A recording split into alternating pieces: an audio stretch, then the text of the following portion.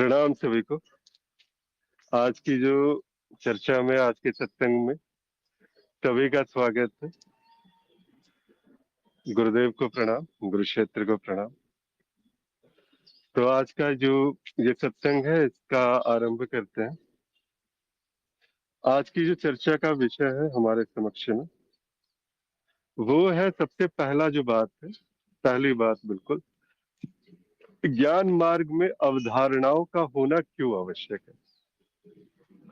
और इसका जो अगला हिस्सा है इसी प्रश्न का, कि ब्रह्म एक अवधारणा है, तो वो कौन सा ऐसा क्षण होता है जहां एक साधक के लिए, जब वो क्षण आता है, वो इस अवधारणा से मुक्त हो पाता है। तो ये जो बात है, तो आज का पूरा जो जो चर्चा है, सत्संग है, वो इसी जो दो विषय है, इसी के इर्द गिर्द घूमने वाला है। तो सबसे पहले यहाँ पर ज्ञान मार्ग में अवधारणाओं का होना क्यों आवश्यक है।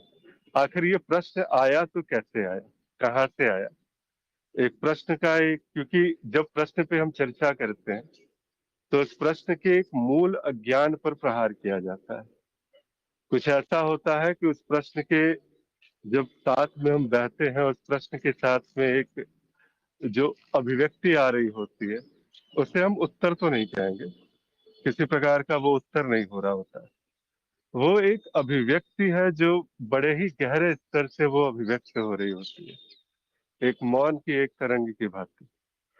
तो जो तरंग जब निकलती है तो ऐसा लगता है कुछ उत्तर सा है जो बाहर आ रहा है। तो ये जो बातें हैं, तो ज्ञान मार्ग में जिस समय एक साधक आता है तो बड़ी सारी अवधारणाएं उसके अंदर होती है। जैसे, क्योंकि अवधारणाओं को ही तो उसने पकड़ना सीखा है। आज तक जो कुछ भी थी मान्यताएं, धारणाएं, उसके ऊपर जो आरोपित थे रही थी, अज्ञान से वो पूरी तरह से वो भरा पूरा रहता है। और अज्ञान में अगर हम देखें तो जो कुछ भी उसके पास संचित है, जो कुछ भी उसके पास में इकट्ठा रखा हुआ है, वो कहीं ना कहीं एक प्रकार से एक अवधारणा जैसी ही बात तो है। कभी किसी ने उसे कह दिया कि हाँ, भगवान के अस्तित्व को मानो, भगवान ही है, इसके अलावा कोई दूसरा में कोई नहीं मिलता। किसी ने कह दिया, किसी भी विशेष प्रकार की एक जो उसके मन में अवधारणा सी डाल दी गई, बिल्ली के रास्ता काटने से तो कौओं को पानी देने से, अलग अलग प्रकार की अवधारणा है, ये चलती रही उसके जीवन चक्र में। तो उसने हमेशा इन मान्यताओं को, अवधारणाओं को एक तरजीह दे करके चला है, वो जो साधक है अपने पूरे के पूरे जीवन काल में। अब यहाँ पर जब ज्ञान मार्ग में उसका पदार्पण हुआ, ज्ञान मार्ग में कृपा हुई और एक इस ओर देखने का प्रयास हुआ उसकी तरफ से, तो जैसे ही उसने देखने का प्रयास किया उस गुरु कृपा से, जैसे ही उस ओर उसकी दृष्टि गई, तो क्या हुआ, जो भी अवधारणाएं, जो भी मान्यताएं, जो भी संस्कार उसके अंदर थे, उन पर प्रश्न उठने शुरू हो गए। जो कुछ भी उसने आज तक सत्य माना हुआ था, जो कुछ भी उसने अभी तक ऐसा लग रहा था कि हाँ, इसे जो है, यही वास्तव में ऐसा है कि जो मेरा सत्य हो सकता है, तो उस पर जो है वो प्रश्न उठने लगे।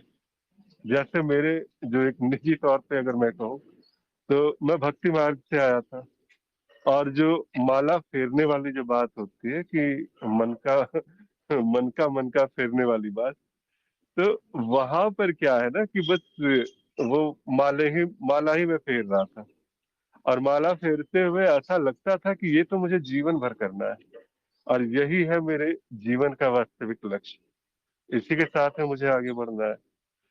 तो ये जो बात है, जैसे ही ज्ञान मार्ग में आना हुआ और यहाँ पर जब प्रश्न उठने शुरू हुए, तो सबसे बड़ी चोट, जो सबसे बड़ा आघात पड़ा, उस अवधारणा पर पड़ा जिसको मैं सदा से अपना जीवन मानकर चल बैठा था।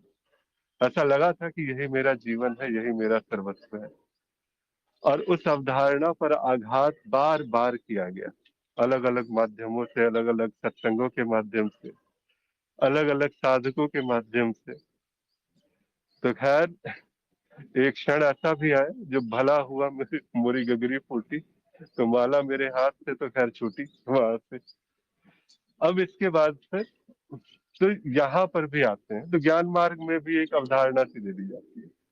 शुरुआत में जैसे हम कहते हैं कि कुछ है ऐसा जिसको तुम्हें देखना है, पहले परिभाषाओं के रूप में अलग अलग प्रकार से वो हमारे सामने में सूचनाएं रखी गई। जब तक वो सूचना प्रमाणित नहीं है हमारे लिए, तब तक वो भी एक प्रकार से अवधारणा ही है, मान्यता ही है। जैसे कभी किसी पुस्तक में हमने पढ़ लिया था, कभी किसी अन्य के मुख से हमने सुन लिया था, तो वो एक सुनी सुनाई सी बात हो जाती है। तो ये प्रश्न वहीं से शुरू होता है कि यहाँ पर ज्ञान मार्ग में अगर हम अवधारणा की बात करते हैं, तो ये अवधारणा क्यों आवश्यक है? सीधे एक ही शब्द में तो बता ही दिया जाता है ना कि तुम जिसे सत्य मानते हो वो तुम हो नहीं। बस इतनी सी बात, इतनी सारी अवधारणाएं, और फिर ऐसा लगता है कि हम उसी को पकड़ करके, उसी ज्ञान की चादर को पकड़ करके बैठे हुए रहते हैं। वहां से मुक्ति हो नहीं पाती है, वहां से छूटना हो नहीं पाता है। कुछ ऐसी सी बात हो जाती है। तो इसी पर एक चर्चा को आगे बढ़ाते हैं। प्रणाम हिमांशु जी। प्रणाम प्रणाम, कैसे हैं? जी हिमांशु जी, विषय आपने सुना होगा। हाँ, बहुत सुंदर, अ, बहुत ही तार्किक विषय आप लाए हैं आज। अवधारणा, ये बिल्कुल बेसिक है ज्ञान मार्ग का। जब हम ज्ञान और अवधारणा की बात करते हैं, तो अवधारणाएं ज्ञान मार्ग पर हम कहते हैं कि जो भी बिना अपरोक्ष अनुभव के, बिना प्रमाण के जो भी आपने मान लिया है, वो अवधारणा है। तो ऐसी बहुत सी चीजें होती हैं, बहुत से सभी कुछ ज्ञान नहीं है। ज्ञान, हम कहते हैं कि जो प्रमाणित है, अप्रोक्ष अनुभव और तर्क से जो प्रमाणित है, वो ज्ञान है। मतलब जो संयोजन, चित्त चित्त पर जो अनुभवों का सही सही संयोजन है, जो उचित संयोजन है, वो ज्ञान है। और इसका प्रमाण क्या है? इसका प्रमाण है अपरोक्ष अनुभव और तर्क। ज्ञान मार्ग पर थोड़ा प्रमाण को भी सीमित कर दिया गया है। अन्य मार्गों में प्रमाण, पुस्तकें और गुरु वचन भी प्रमाण है, लेकिन ज्ञान मार्ग पर थोड़ा सा इसे सीमित कर लिया है, ताकि और ये शुद्ध हो, कुछ रहे ना, छूटे ना कुछ। तो अपरोक्ष अनुभव और तर्क को ही प्रमाण माना गया है। और अपरोक्ष अनुभव, तर्क के अतिरिक्त जो भी मान्यता आपने मानी है, वो सब अवधारणाएं हैं। ये शब्द, ये वो शब्द है जिस जहाँ पर चोट पहुंचती है एक साधक के लिए, कि उसे क्या त्यागना है? अवधारणाएं त्यागनी। तो ये वो पॉइंट है कि जहाँ पर शुद्धिकरण प्रारंभ होता है, कि अवधारणाओं को त्यागो। क्या अवधारणाएं हैं, पहले तो पॉइंट आउट करो कि क्या अवधारणा है। तो हम अपनी ही जीवनचर्या में अनेक ऐसे अनेक अवधारणाओं को लेकर चलते हैं। तो सबसे पहले जो अवधारणाएं हैं, धीरे धीरे जो जो भी अप्रोक्ष अनुभव के बिना हम लोग जीवन जी रहे हैं, उसको जीवन से हटाना प्रारंभ होता है। उसको सत्य नहीं मानते, उसको ज्ञान नहीं मानते, उसकी बात नहीं करते। उसका उपयोग हो रहा है, लेकिन उसकी बात नहीं की जाती। इसलिए नहीं की जाती कि वो मेरा ज्ञान नहीं है। वो मेरा ज्ञान नहीं है, वो किसी अन्य का दिया हुआ है, वो अवधारणा है। उपयोग किया जाता है, जब तक आवश्यकता है करते हैं उपयोग। एक तो ये है, यहाँ तक समझता है साधक। कुछ ऐसी चीजें हैं जो अवधारणाएं ज्ञान मार्ग आपको देता है। पहले इसका मतलब ये नहीं कि ज्ञान मार्ग अवधारणाएँ देता है, ज्ञान मार्ग पर कुछ अवधारणाएँ मिलती हैं आपको, वो भी स साधन हैं। जैसे शुद्धिकरण के लिए जब हम अ, स्नान करते हैं तो हम यदि शरीर गंदा है, शरीर पर एक और गंदगी लगाते हैं जिसे हम साबुन कहते हैं। उस साबुन की आवश्यकता क्या है? पहले ही गंदा है शरीर, एक और गंदा चीज़ लेप लगा दो। लेकिन वो लेप उस गंदगी को निकाल देगा। हम उससे भी स्वच्छ कर देंगे, उसे भी हटा देंगे। जिस प्रकार उपमा दी जाती है कि काँटे से काँटा निकाल देते हैं, बाद में दोनों छोड़ दिए जाते हैं। एक काँटे से दूसरे काँटे को निकाला जाता है। तो इस काँटे के स्वरूप, उस शुद्धिकरण लेप के स्वरूप आपको कुछ अवधारणाएँ दी जाती हैं और वो अवधारणा क्योंकि उसका भी अपरोक्ष अनुभव नहीं है, जैसे ब्रह्म की अवधारणा, ये आपको वहाँ पहुँचाती है जब अंतिम अवधारणा यही है, जब आप ब्रह्म की धारणा छोड़ोगे, कब छोड़ते हैं? जब आपके पास अंतिम आपका मुख से मौन होता है, क्योंकि वो अवधारणा आपको मौन में पहुँचा देती है और ये इसीलिए ये आवश्यक है। जैसे ब्रह्म आपने लिखा है प्रश्न में, पहला तो आपका प्रश्न का ये था कि क्यों आवश्यक है? तो अवधारणाओं का होना इसीलिए जो ज्ञान मार्ग पर जो अवधारणाएँ हैं कुछ दी जाती हैं, वो आवश्यक इसी प्रकार है कि शुद्धिकरण के लिए वो आवश्यक हैं, जैसा कि मैंने उदाहरण से अभी समझाया। अब आगे बढ़ते हैं कि ब्रह्म एक अवधारणा है, वो कौन-सा क्षण होता है एक साधक के लिए जब वो इस अवधारणा से मुक्त हो जाता है। तो बिल्कुल बहुत सुंदर आपका प्रश्न है और आप पूरा मनन होकर ये प्रश्न आया है। तो ब्रह्म एक अवधारणा है वास्तव में क्योंकि ब्रह्म का अपरोक्ष अनुभव नहीं है। तो बिल्कुल जब मैं कह रहा हूँ कि बिना अपरोक्ष अनुभव और तर्क के जो भी जो भी संयोजित हुआ है, वो सब अवधारणा है। तो ब्रह्म का भी तो अप्रोक्ष अनुभव नहीं होता, ना ब्रह्म अप्रोक्ष अनुभव से ज्ञान होता है और ना ही उसका तर्क सिद्ध होता है क्योंकि तर्क के पीछे अप्रोक्ष अनुभव चाहिए। तो जो भी शब्द और जो भी परिभाषाएँ हम ब्रह्म के विषय में करते हैं, वो सब अवधारणाएँ हैं। तो ब्रह्म स्वयं में अवधारणा हो जाता है और ये अवधारणा उपयोगी अवधारणा है। जैसे अनुभवकर्ता की अवधारणा उपयोगी अवधारणा है। इस प्रकार से अनेक उपयोगी अवधारणा है। लेकिन हम आप कह रहे हैं कि वह कौन-सा क्षण होता है साधक के लिए जब वे इस अवधारणा से मुक्त हो जाता है। तो वो क्षण होता है जब इस अवधारणा से मुक्त होना और मौन होना, यही बचता है। क्योंकि अब एक बार जब मिट्टी के हाथ आपने धुल दिए, अब दोबारा मिट्टी में हाथ लगाने हैं तो फिर आपको फिर वही रखना पड़ेगा। तो कौन-सा क्षण है जब साबुन को आप फेंक देंगे, वो तब जब दोबारा मिट्टी में काम नहीं करना है।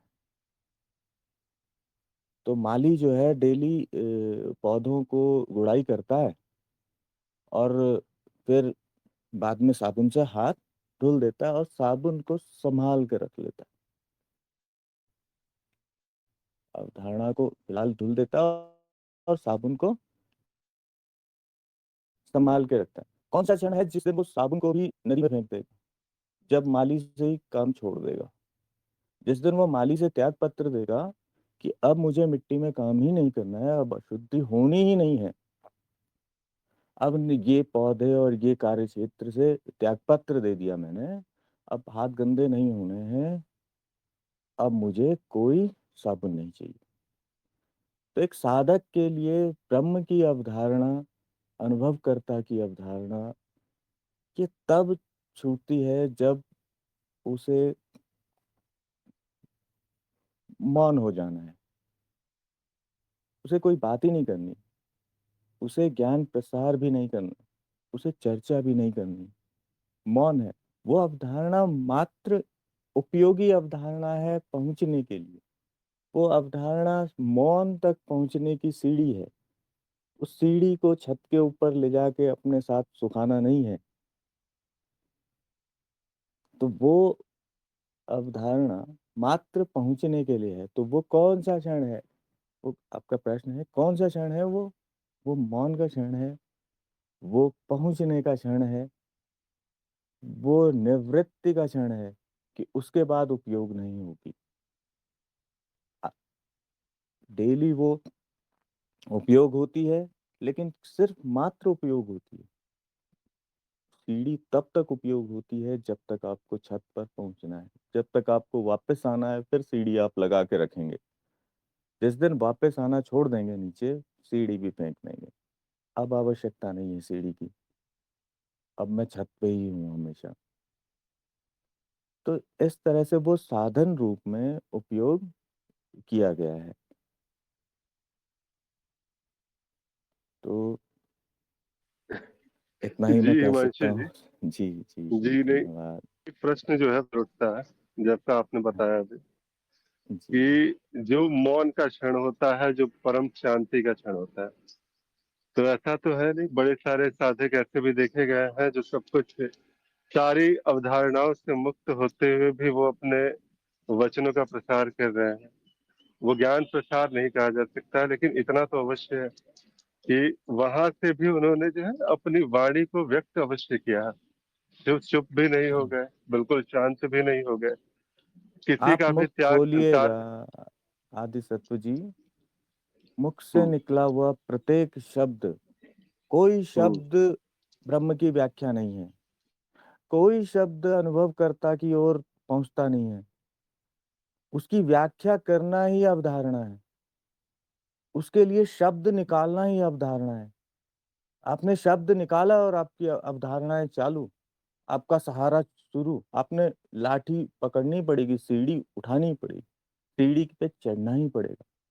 मैं सिर्फ ब्रह्म की बात नहीं कर रहा हूँ कि ब्रह्म की अवधारणा और आप समस्त आपके मुख से निकलने वाला प्रत्येक वाक्य अवधारणा ही है। जब आप उसको वहाँ पहुँचाना चाहते हो, जहाँ वो जाना चाहता है, वहाँ के लिए अवधारणा है। तो अवधारणाओं का उपयोग करना ही होगा, ये मैं कह रहा हूँ। अब बताइए कि अवधारणाएँ ही हैं। नहीं देखिए, वास्तव में क्या होता है ना, यहाँ पर जी, जैसे कि सत्संगों में भी है, हम गुरुदेव को भी हमने सुना है और कई सारे गुरुजनों को भी सुना है। शंकराचार्य ने तो 112 उपनिषद तक जो है वहां पर अपने भाष्य में उन्होंने लिख दिया है। ब्रह्म बिल्कुल अवधारणा है, ये है वो है, लेकिन वहां पर वो लिख दिया गया। कोरा कागज को कोरा नहीं रहने दिया गया, उस पर जो है अपनी सारी की सारी जो बातें जो है वहां पर व्यक्त कर दी गई। इतना सारा कुछ कहा गया, इतना सारा कुछ सुना गया, लेकिन वास्तव में क्या ऐसा है कि कुछ भी कहा गया? अगर अभी भी जो अगर हमारी चर्चाएं हो रही हैं, हम दोनों ही आपस में बात कर रहे हैं या फिर कोई भी तीसरा व्यक्ति भी है सत्संग में है, यहाँ पर भी अगर चर्चाएं चल रही हैं, तो क्या ये वास्तव में कुछ ऐसा है कि चर्चा किसी प्रकार से अभिव्यक्ति हो रही है? आप किसी रूप में यहाँ पर अभिव्यक्त हो पा रहे हैं, या किसी अवधारणाओं के बंधनों से जुड़े हुए या परिभाषाओं के बंधन के साथ में कोई अभिव्यक्ति जो बंधन के साथ में अभिव्यक्त हो रही है? एक मुक्त चर्चा, इसे इसलिए भी कहा गया कि जब हम यहाँ पर होते हैं, जब हम इस प्रकार साक्षी भाव की जब हम बात कर रहे हो, जब उस परम चैतन्य स्थिति की बात कर रहे होते हैं, जब हम उस मौन की बात कर रहे होते हैं, अभी इसी क्षण वो मौन नहीं है क्या? अभी इसी क्षण क्या ऐसा है कि कुछ कहा जा रहा है? अगर मैंने ब्रह्म कह भी दिया, तो क्या ये मेरी अवधारणा होगी? कि अगर मैंने कुछ भी कह दिया, कुछ भी संसार में अज्ञान हो, ज्ञान हो, चाहे कुछ भी, तो क्या मेरी ये अवधारणा से निकली हुई बात होगी, या बस उसी मौन की एक जो अभिव्यक्ति है, एक मौन से निकले हुए तरंग जो मौन में ही विसर्जित सी हो रही है। क्या ऐसा इसको नहीं देखा जा सकता है? बार बार इस आदि सत्व जीव को अगर मैं बीच में खड़ा करता हूँ तो इसके मुख से कही गई हर बात यहाँ पर जो होगी वो अवधारणा उन प्रेरणाओं से वो युक्त होगी। लेकिन जब आदि सत्व नाम का जीव नहीं, एक वाणी जो यहाँ व्यक्त हो रही है, हम सभी ऑनलाइन जो है व्यवस्था के अंतर्गत हम लोग साथ में जुड़े हुए हैं, यहाँ पर से भी बस वाणी ही तो पहुंच रही है। और क्या ये वाणी वास्तव में जो है किसी प्रकार से ऐसा है जो मुझे मुझे प्रभावित से भी कर सकती है? ज्ञान भी सुंदर है, ज्ञान भी सुंदर है। अगर कोई ब्रह्म कहता है वो भी उतना ही सुंदर है जितना वो अज्ञान से लिप्त जो है अपनी भाषा का यहाँ पे अभिव्यक्त करेगा। क्योंकि यहाँ पर किसी प्रकार की समीक्षा की बात नहीं होगी। हम यहाँ पर समीक्षक हो करके यहाँ पर उसमें एक लांछन लगाने का प्रयास नहीं कर रहे हैं कि कौन सा शब्द अवधारणा या कौन सा शब्द वास्तव में मुक्त है। शब्दावलियों की यहाँ पर बात नहीं हो रही है। यहाँ पर ऐसा नहीं है कि किसी परिभाषा से जुड़ा जा रहा है। जो इस प्रकार से अगर कहा जाता है, मैं दिशा जो है बस यही था, जैसे कि आपने कहा कि वो मालिक काम छोड़ देगा तब जाकर के उस क्षण जो है वो इस अवधारणा से मुक्त हो गया, इस बात को पुष्ट करेगा। लेकिन काम करते हुए उस काम से निर्लिप्त हो गया, वास्तव में वो साबुन की मिथ्या को जान गया, वो गंदा जो गंदगी हो रही थी उस गंदगी की मिथ्या को जान गया और अपने सत्य स्वरूप में स्थित हो गया। क्या इतना पर्याप्त नहीं है उसकी अवधारणा से मुक्ति के लिए? सिर्फ इतना था बात। जी, मैं समझ गया आपका भाव क्या है। देखिए, आप अ, आपके मुख से जो भी शब्द निकल रहे हैं, वो मेरे लिए अवधारणा है। लेकिन यदि मैं उन शब्दों को सुनूँ, शब्दों को जानूँ, शब्दों के अर्थ को जानूँ, वो समस्त अवधारणा होंगी। लेकिन में सत्य क्या होगा? साथ में जो सत्य है, जो होनापन है, जो अनुभव क्रिया है, वो किसी भी शब्द के साथ, वो नित्य जो घटित हो रही है, वो वो नित्य घटित हो रही है। वहां पर अवधारणाएं तो मात्र, देखिए, अवधारणाओं के साथ में क्या होनापन नहीं है। होनापन तो तब भी है। तो बात यह है कि यदि मैं शब्दों को पकड़ता हूँ, यदि मैं शब्दों को सुन रहा हूँ, सत्संग में हम लोग सत्संग करते हैं। वाकई में जो आपने बात कही है, मैं बिल्कुल सहमत हूँ कि सत्संग एक स्तर पर, एक समय पर इस स्तर पर पहुंचता है कि जहाँ शब्दों की शब्द तो मात्र एक प्रपंच हैं। उन शब्दों को सुनता कौन है? वो शब्द तो मात्र स्वयं में स्थित होने के लिए एक माध्यम भर है, एक माध्यम भर, एक ध्वनि भर है कि जो आपको पुनः स्वयं में स्थित करने के लिए, स्वयं में अभी इस क्षण में स्थित करने के लिए, अनुभव क्रिया में आप बस इस ध्वनि को सुन रहे हैं, आप एनालाइज नहीं कर रहे। तो वहां पर क्या है? वहां तो आप बिल्कुल सही कह रहे हैं कि अभी है, वो मौन अभी है, वो साक्षी भाव अभी है। लेकिन ये सबके लिए अपना है। जब शब्दों की बात करेंगे, वो शब्द अवश्य अवधारणा होंगे। लेकिन शब्द तब अवधारणा है जब वो कोई संयोजन कर रहा है, जब वो मात्र ध्वनि है, जब वो मात्र ध्वनि ध्वनि के रूप में है। अब वो कौन सी अवधारणा है? एक बागीचे में घूमना और मात्र घूमना, बागीचा होना, पुष्प होना और उन पुष्पों के साथ पुष्प हो जाना, ये अलग बात है। और एक बागीचे में जाना, उन पुष्पों की प्रजातियां देखना, उनकी ग्रोथ को देखना, एक माली की दृष्टि से जाना, वो अलग बात है। तो दो अलग अलग तरह के लोग भ्रमण हेतु जाते हैं और दोनों का अलग-अलग अनुभव होता है। जी। जी, राधे जी। सप्तू जी। अभी बार-बार आप माली की बात कर रहे हैं, मैं अभी पौधों को पानी ही दे रहा हूँ यहाँ पर सत्संगों की तरह। और इसी प्रकार से चल रहा है सब कुछ। तो इसीलिए अच्छी बात है और बहुत सुंदर तरीके से आपने इस बात को भी रखा। अन्य साधक कोई भी अगर इस बात पर अपना मनन अवधारणा पर भीष्म जी प्रणाम भीष्म जी। प्रभु आज भीष्म वाणी नहीं हुई है अभी तक। रास्ते में है क्या अभी?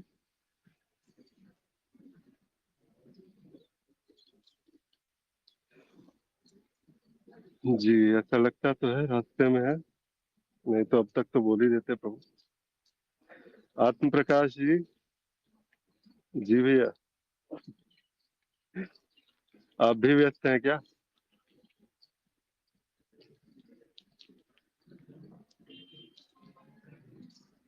देखिए ये जो है ना सत्संग एक प्रकार से एक बहाना इसको समझा जा सकता है। भीष्म जी आप जब भी फ्री होइएगा माइक ओपन करके आप अपनी बात रख सकते हैं। तब तक मैं थोड़ा कंटिन्यू करता हूँ इस बात को। यहाँ पर जो भाव रखा गया है आज का ये जो प्रश्न आया था, ये मुझे ऐसा भाव वही है कि हर रोज की बात थी, वही गुरु क्षेत्र की तरफ से ही ये भाव था कि इस प्रश्न को यहाँ पर लाया जाए और इस प्रश्न के साथ में इसकी जो भी है बात यहाँ पर आगे तक बढ़ी जाए। अब जैसे ही ये प्रश्न हमारे सामने आता है कि ज्ञान मार्ग में अवधारणाएं क्यों आवश्यक है, आखिर अवधारणाएं बहुत आवश्यक। अगर ज्ञान मार्ग में भी अवधारणाएं शुरुआत में नहीं होती तो हमारे पास पकड़ने के लिए कुछ होता नहीं। एक एंकर जिसको कहते हैं ना कि एक लंगर जो है, अब नाव आप यहाँ पर ला चुके हो लेकिन एक लंगर की आवश्यकता तो आपको पड़ेगी। वो एंकर है जिसके साथ में आप जुड़े हुए रहते हो, क्योंकि आपने बाकी सब कुछ छोड़ने के लिए कुछ तो आपको पकड़ना होगा।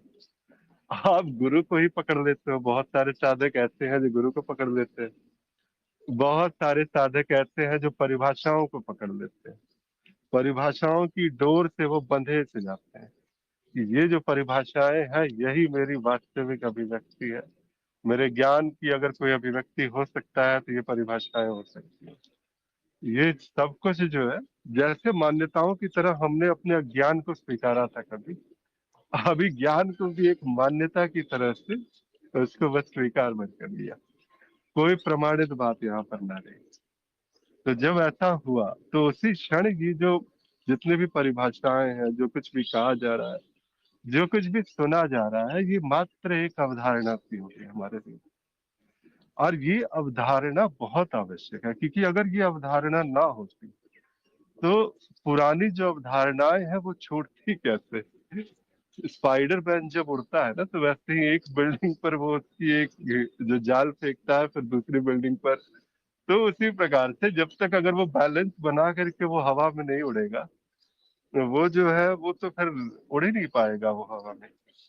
तो कुछ ऐसा सा ही है अभी क्या है कि जब तक वो जो गुरु जो अंत में जाकर के वो डोर को ही ना काट दे, उस काटने से पहले की जो बात होती है, क्योंकि आदत है उड़ने की इसी प्रकार से, एक अवधारणा को छोड़ो दूसरी पकड़ो, दूसरी छोड़ो तीसरी पकड़ो, इसी प्रकार से हमने अपना पूरा जीवन जिया है।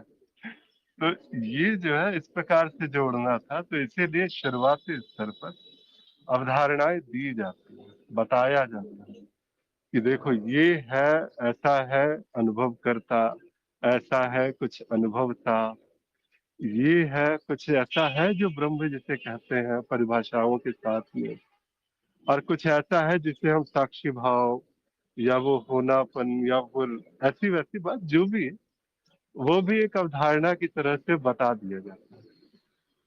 जैसे ही बताता है तो साधक को कि भाई साधक शुरुआत में उसने स्पाइडरमैन की तरह ही उड़ना सीखा है अभी तक, तो इसी प्रकार से वो इस अवधारणा को भी पकड़ के बैठ जाता है, बोलता है हाँ मेरे गुरु ने कह दिया, मेरे जो इतने सारे साधकों का मनन है सत्संगों में बार बार कहते रहते हैं, प्रश्नोत्तरी के दौरान बार बार याद दिलाया जाता है कि अनुभव अनुभव करता रटो इसको, परिभाषाओं को देखो इसको यहाँ पर, क्योंकि ये प्रक्रिया है। ये जब हम कार्यक्रम में आते हैं तो आपके पास में एक एंकर अवश्य होना चाहिए।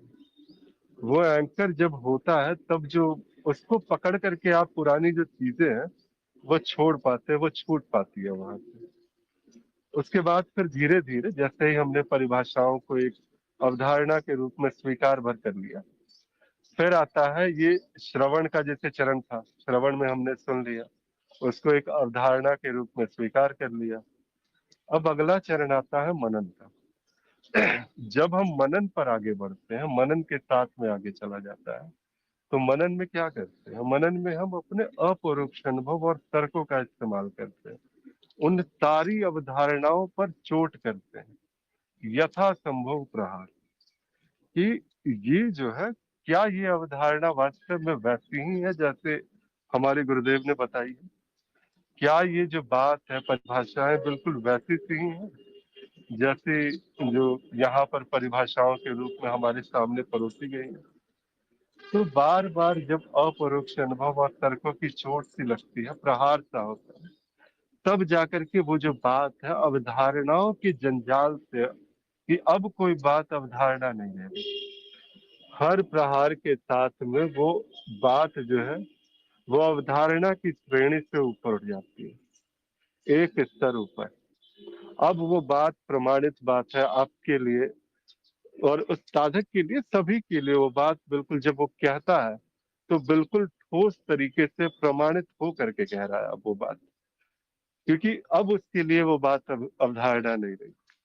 तो प्रारंभिक स्थिति में देखा जाए तो ये बिल्कुल एक अवधारणा है, आवश्यक है। और इसी प्रकार से जो है एक साधक आगे बढ़ता भी है ज्ञान मार्ग में। इसी प्रकार से साधक जो है अपने अज्ञान के नाश की ओर एक कदम भी बढ़ाता है ज्ञान मार्ग में जब बढ़ता है तो। अब यहाँ से जो अगला विषय आता है हमारे समक्ष में, कि भाई ठीक है, ज्ञान मार्ग में अवधारणाओं का होना क्यों आवश्यक है, ये तो समझ में आए। अब अगली बात कि ब्रह्म एक अवधारणा है। वो कौन सा क्षण होता है एक साधक के लिए जब वो इस अवधारणा से मुक्त होता है? सबसे पहले तो ब्रह्म एक अवधारणा है, ये जानना ही सबसे बड़ी बात होती है कि ब्रह्म एक अवधारणा है, ये कैसे जान पा रहा है वो? अभी तक जो है जैसे बात कहते हैं कि अनुभव अनुभव करता की जंजाल से तो बाहर निकला नहीं। ये क्या अनुभव करता है, क्या अनुभव है, उसको बस स्वीकार भर कर लिया गया था।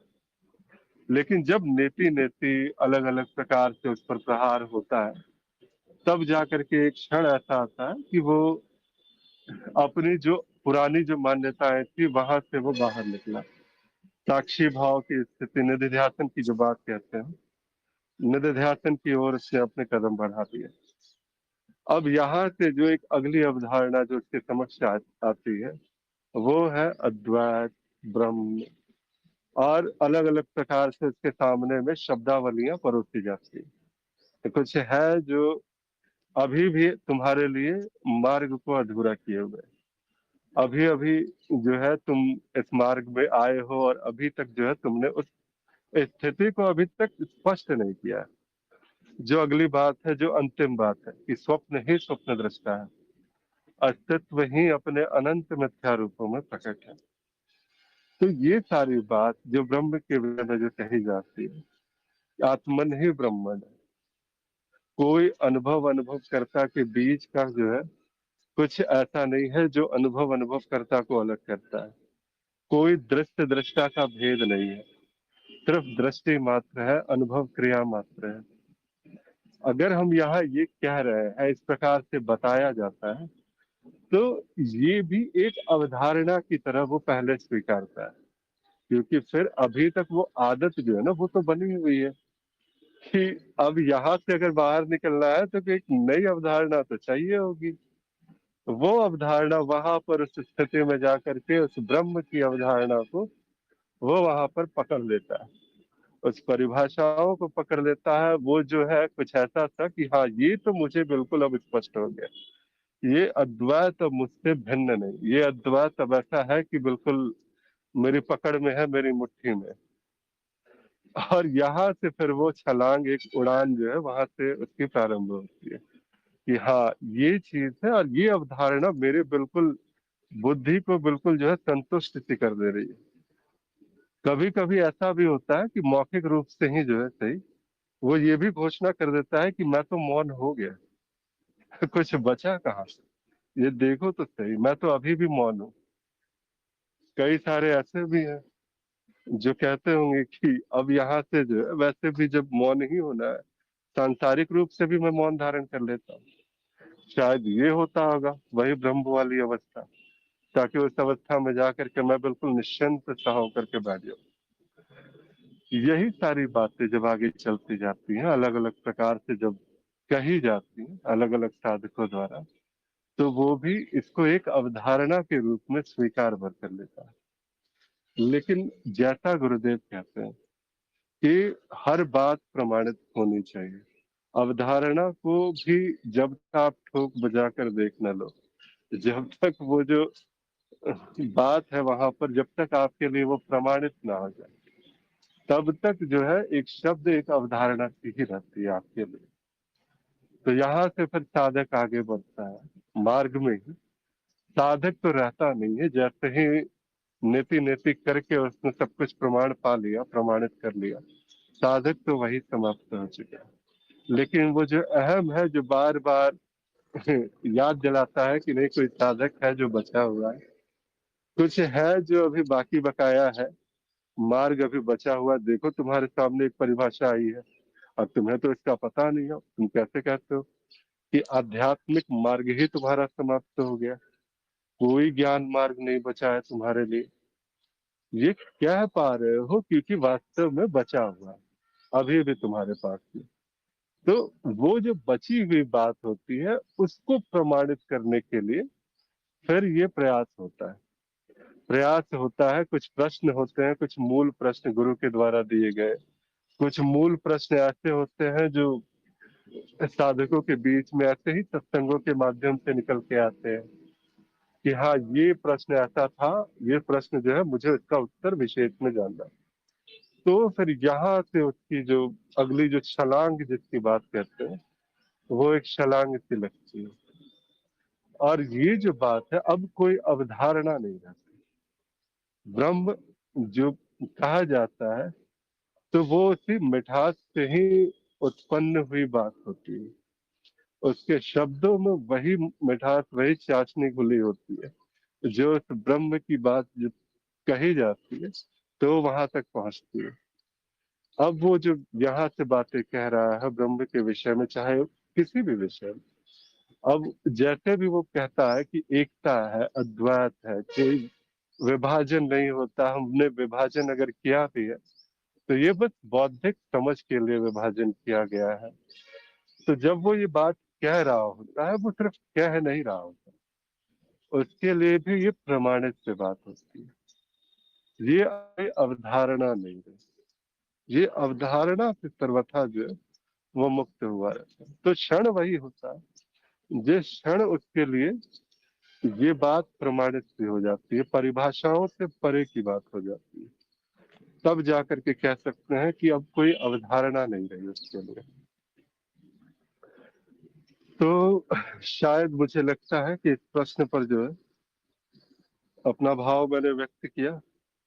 हिमांशु जी, इसमें कहीं कोई त्रुटि जी। तो मैंने अभी तक कहा? नहीं नहीं नहीं आदिसत्व जी, मैं बस एक चीज कहना चाहता हूँ कि ज्ञान मार्ग अ, ज्ञान मार्ग पर जो अवधारणाएं दी गई हैं, जैसे ब्रह्म की अवधारणा और जो जीवन ने हमें अवधारणाएं दी हैं, जैसे व्यक्ति की अवधारणा, दोनों ही उपयोगी हैं। ब्रह्म की अवधारणा और व्यक्ति की अवधारणा। क्या व्यक्ति की अवधारणा उपयोगी नहीं है? इस जीव के लिए उपयोगी है। क्या इस जीव को मौन हो जाना चाहिए? नहीं। इसको वाणी मिली है तो इस वाणी में संगीत होना चाहिए, इसमें प्रेम होना चाहिए, इसमें कविताएं होनी चाहिए। जो मौन है वो संकेत है कि मैं नित्य मौन हूँ। इस मैं की स्थिति इस मैं की स्थिति सदैव बदलती रहती है। तो कुछ किन्हीं क्षणों पर ये मैं आत्मन पर होता है, किन्हीं क्षणों पर ये मैं जीव पर आ जाता है। ये बदलती रहती है। लेकिन ये देखा जा सकता है ज्ञान मार्ग के उपरांत एक साधक के लिए कि वहाँ सदैव 2 2 कुर्सियाँ रहती हैं। जैसे शादी में दूल्हा और दुल्हन के लिए लगी रहती है ना कुर्सियाँ, इसी प्रकार 2 कुर्सियाँ वहाँ लगी रहती हैं। मैं कभी उठकर इस कुर्सी पे बैठता है, कभी उठकर इस कुर्सी पे। जब मैं जीव की कुर्सी पे बैठा होता है, जीव पर केंद्रित होता है और जीव भाव में होता है, तब भी दूसरी कुर्सी तो वहीं रहती है। वो जब चाहे उस कुर्सी पर भी बैठ सकता है। ये चित्त बना लेता है, चित्त की इस अवस्थाएँ मैं बता रहा हूँ आपको, इस ज्ञान के प्रभाव के कारण। तो जब बात करें कि मौन की, तो वो मौन उपयोगी जो मौन है, वो नित्य घटित होता है। इस जीव के कोलाहल में भी, जीव के दिनचर्या में भी, वो मौन तो नित्य घटित होता है और वो साथ-साथ हर क्षण अपने साथ ही दिखाई पड़ता है। तो बात ये है कि जो आप कह रहे हैं कि अवधारणाएँ ब्रह्म की अवधारणा और समाज की अवधारणा उपयोगी हैं, लेकिन अवधारणाएँ हैं, ये जानना आवश्यक है। यदि ये नहीं जाना है, सत्य सत्य जान लिए। सत्य इसीलिए परिभाषित है, यदि हम परिभाषाओं को छोड़ दें, तो फिर कुछ भी हमारी भाषा का, हमारे संवाद का कोई अर्थ नहीं रह जाता फिर। तो ये भी तभी तक आवश्यक है जब तक ये संवाद है और ये संवाद भी जब तक हम इसका अर्थ जान रहे हैं, जब तक इसे समझ रहे हैं, जब तक इसमें बुद्धि है, तब तक। अन्यथा ये मात्र ध्वनि है और इस ध्वनि को आप अन्य ध्वनि से वो संगीत की ध्वनि को किसी अन्य ध्वनि से अलग नहीं कर सकते, वो ध्वनि ही है, दोनों तरफ से वो ध्वनि है। तो इस स्थिति में उस स्थिति में जहाँ होना मात्र है, वहाँ पर वो मात्र ध्वनि है। मात्र फिर वहाँ पर तो मौन ही है, तो वहाँ अवधारणाएँ नहीं है, वहाँ पर अवधारणाओं का त्याग है। जी। जी, आदिसत्व जी। जी, जी। जी आपने कहा कि ब्रह्म की अवधारणा भी आवश्यक है। तो ये उपयोगी है, एक शब्द आपने कहा। हुँ, तो ये हुँ। उपयोगी किसके लिए है? बिल्कुल, ब्रह्म की अवधारणा उपयोगी है स्वयं की ये क्योंकि ब्रह्म की अवधारणा स्वयं की ओर इशारा करती है।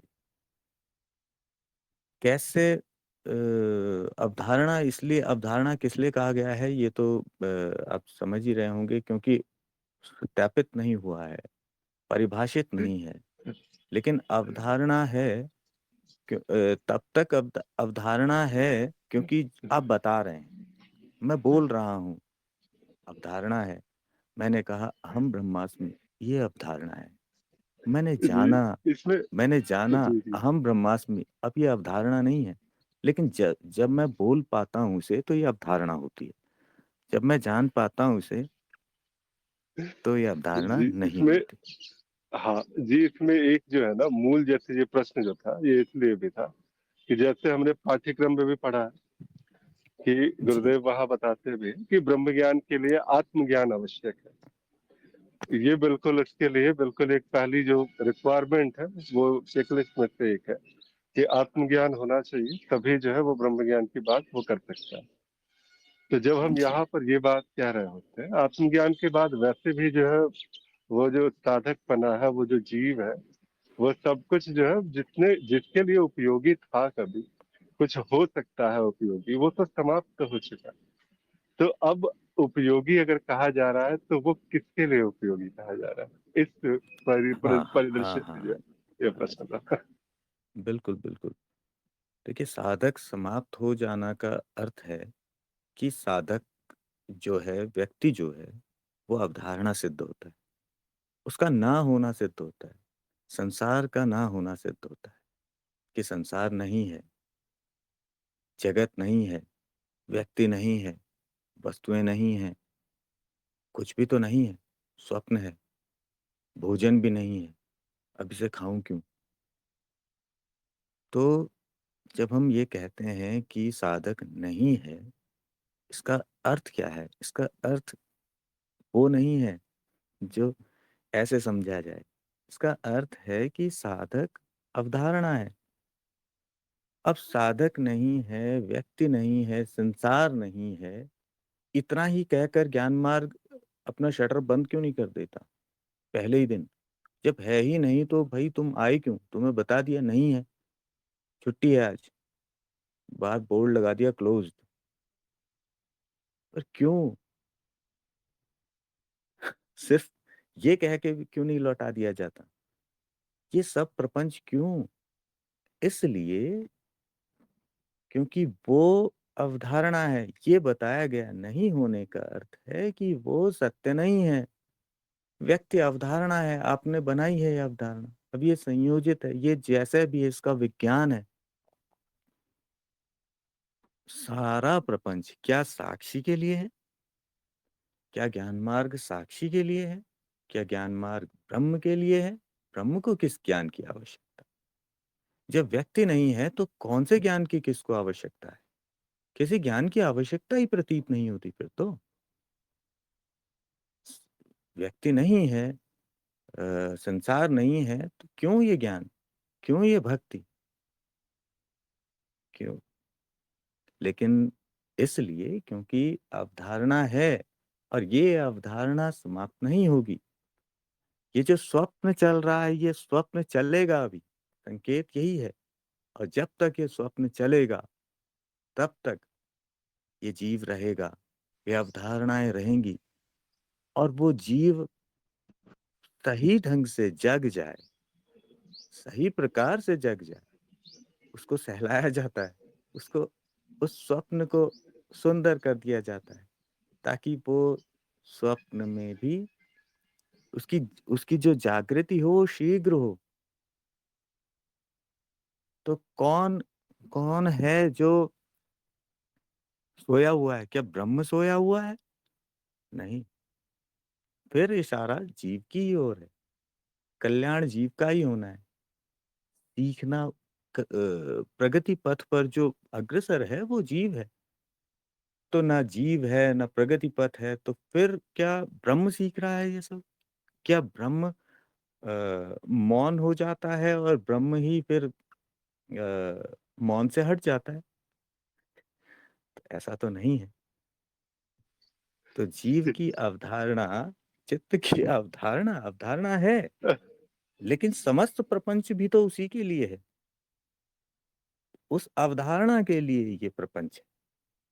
क्योंकि प्रति जो प्रगति पथ पर प्रतीत हो रहा है, वो वही है और सब प्रपंच उसी के लिए है, उसी के कल्याण के लिए है।